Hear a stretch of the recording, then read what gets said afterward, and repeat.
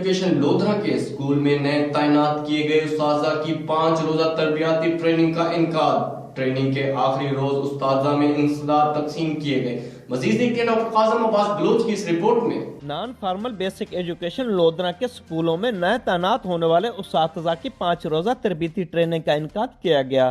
تربیتی ٹریننگ میں اریبہ شریف نے بطور ماسٹر ٹرینر اپنے فرائض سر انجام دیے۔ ٹریننگ کے اختتام پر تقریب تقسیم اسناد منعقد ہوئی۔ تقریب کی صدارت district education officer literacy Shazia Noreen نے کی۔ Assistant director human resource development institution Salman Ahmed تقریب میں مہمان خصوصی تھے۔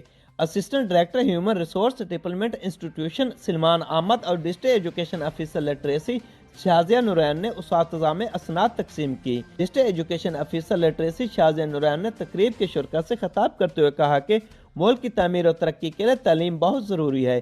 تعلیم کے فروغ کے لیے اساتذہ کا کردار بہت اہم ہے۔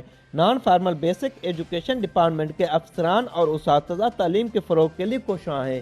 کیمرہ ٹیم کے ساتھ ڈاکٹر قاسم عباس بلوچ، فراز نیوز، لودھرا۔